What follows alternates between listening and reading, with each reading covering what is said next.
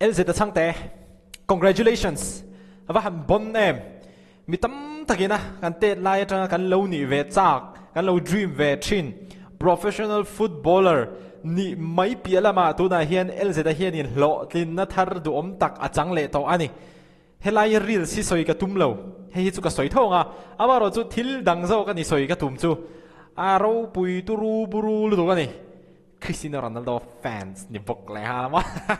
kan reaction mai he kan en ho lo gang tun lai kho vela zirna tha hi zirlai tinin an mamole an nakin hun shil to poimo ber ani Mizorama zirna changtlung le tha petrin ICFA University Mizoram chuan management information technology social science le humanities program sang admission na hong le ta semester tina zirlai ti thaswal te na NJY merit scholarship petrin ania tin force me no le pa ni tan an first semester fee army scholarship 50% discount siam tharpok ani library thatak baka computer geography hospitality and tourism laboratory changtlung takom bok zirlai te India Rama company le hotel tak tak baka foreign placement le internship nei puichin anni company thatak taka anzirlai zorwala na munghala nom nualbok experience an nei theinan industrial visit study tour socio economic survey le soft skills training te nei puichin anni thiamna le degree mai baka sortlak ni tura zirlai te chersiam na hun ICFA University a hian admission trontivero le application form le dutan ICFA University campus Turtlang North le city office Chanmari baka university website ate ngai ven theireng ani yes zirna hi ngai pe mo ICFA University admission ati thei me kani ole LZ ta sangte kan lom puye me mani in chak to em a story na ngai tlat hei hi ani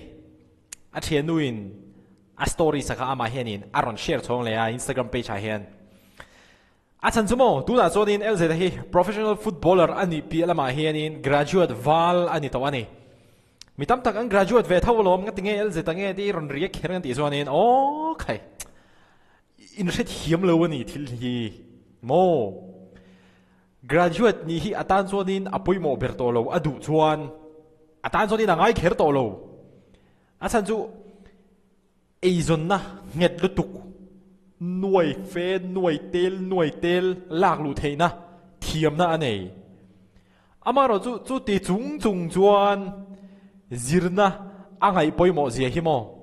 chu ba ka chuanin a support tu hianina an support fu zia hi mo he video hianin ka soi du ani he hian thir photila pathian khongai na zara he hi chu LZ ta chenu ron post pathian khongai na zara graduate val ani veta class 12 exam zo sham tura kan in norte khan hun anei box si lo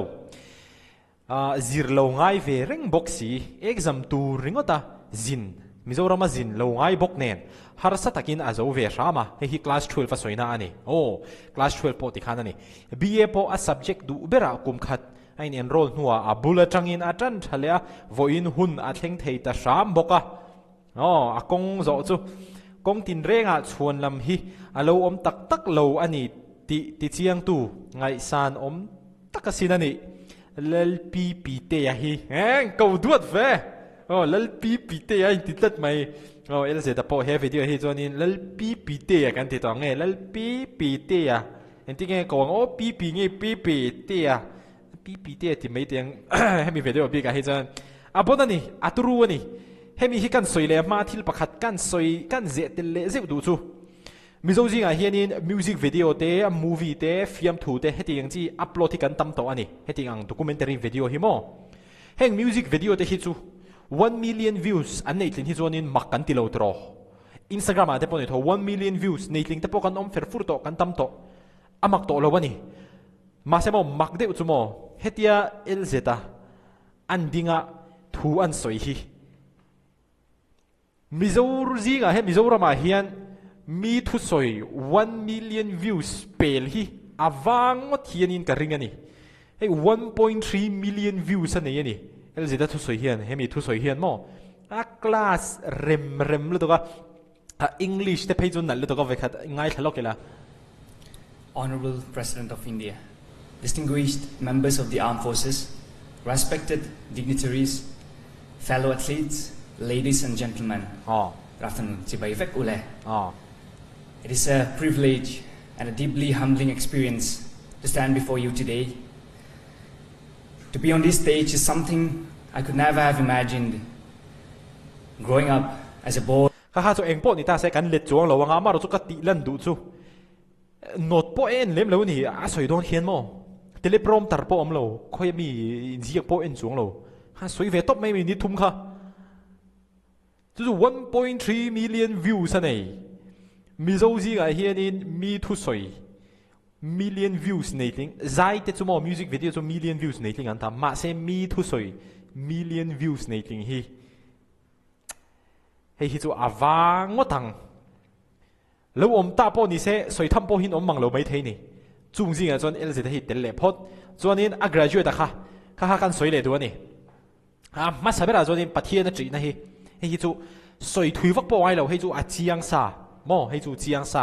a pathina chuanin a supporter hi a chen no hi hei tak hi nia chen nu te hi mo chen pa te ngai zong te hi kan than uluk khin ngai khopa kan ngai zong te azir hian heta khi ta te po kan om thei ani kan ni thei tura kan rin lem lo amara chu min support na le min fuina awanga kan ni tur ai sang de kheng thei te po hi an tamani chu fan sonin lz hi a thang thiam ka tia thang thiam ti mai la anin thang ton thiam ka tia mo an ma ni panin za ome me ni anin support tha khemi ka soi lang tel du sim sim ni he ma sabera dan mo ngai zong nei hi ti mai ni lo mo ma da wanga nei mai tur te hi lo ni mi la wa than uluk hi lo ngai lu tu ani du uluk te hi lo ngai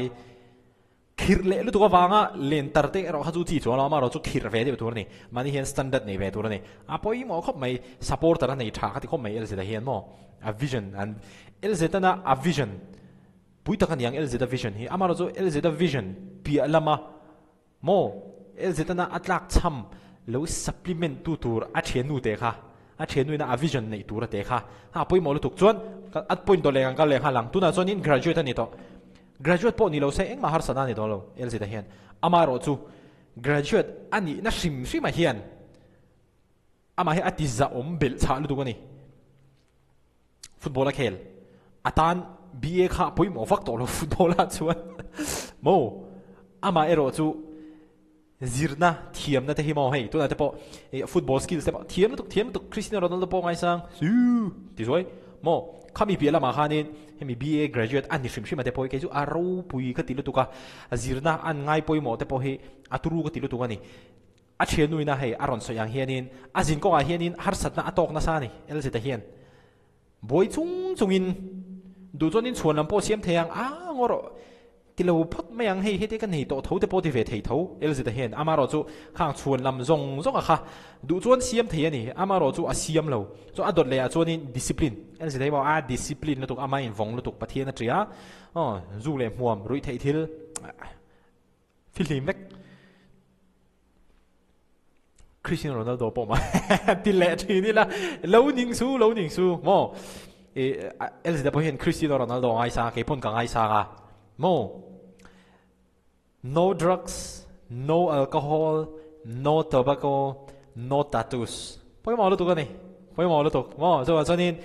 discipline hi poi mo ni thil kan ti lo tin don trim chuan in discipline hi a poi mo discipline na tel lo chuan mo khoya ma kan thleng thei lo ni khat chu kan phur ve hluai thei an motivate ve view thei amaro chu atuk le han pe lo wa an ti sam na discipline te kha hei poi mo khom mai tunlai thalai gym kal tam tak te po hi gym a che khan discipline su hei lz te po gym kal tho ama polin gym te po nei flash fit gym a khonna te po han min som ve a kum sang hi som hi paka january ha kal ve nge ya mo ama pon gym nei gym po kal ve thin football po khel amaro chu thatakin tian graduate thei tho in discipline kha gym a che khan in discipline su gym a in discipline kha in nuna thil danga khan in va apply tel ro ti ha kan zep tel zeu du ani chuanin ai ngai ko me ma lz te hi hemi alan chien deuh na pakhat ka ti chu alarani india ram pum ho bin alarani lz te hi mo amaro chu alarna an handle dana te hlotin na an don son dana te hi aza o me mai ani mi than kha chu tle mi ho sa deu a show off ngala an fancy ngal ringot an branded over ngal ringot mo khat yang kha chu nia personal choice chu nia amaro chu ka soi tum ber chu hetianga hlotlin na zo zai te lar na te hi elze te hianin amanage thiam MMA ni adong song thiam MMA ni heng a hlotlin na le sumanga na te alar na song te hi heng te hianin elze te hi anun hi an khoi chelem lo ni he ya poimo khop mai khami hakan ron soitel du poka ti chuanin mi zong ina thil zir thei anga kan ngai chu he kan te lai te pon professional footballer ni kan chak thin mi pa te chu in ni de uve kang professional footballer ni te pon kan chak thin mi pa te chu kan ni de uve kang amaro chu kan ni vek thei lo ma se kan in discipline phot chuan le kan kopui te kan than film khur thiam chuan le hlotin na te le ma progress kan lo siam ve de o te kha kha chapo pui lo wa kan don son thiam phot chuanin kan tum ai sang le kan rin ai sang hi kan thleng thei ani hemi hi apoi mo khop mai ani ti chuanin elze ta hlotin na te po hi mi kha thil thu he tenga ron hlotling ron graduate thu ta ni lo a har sa khop mai azin kong po hi har sa takin ti hena ron zawa kalom puye ma a ro pui ka tia mizo thalai te tan hianin icon idol ni atlin le in ka sia chuwan chuanin he video kal tlang hianin kalom pui le ani ti hi kan ron soi non le du ani hati zong han ni te se video leng mule theu do ne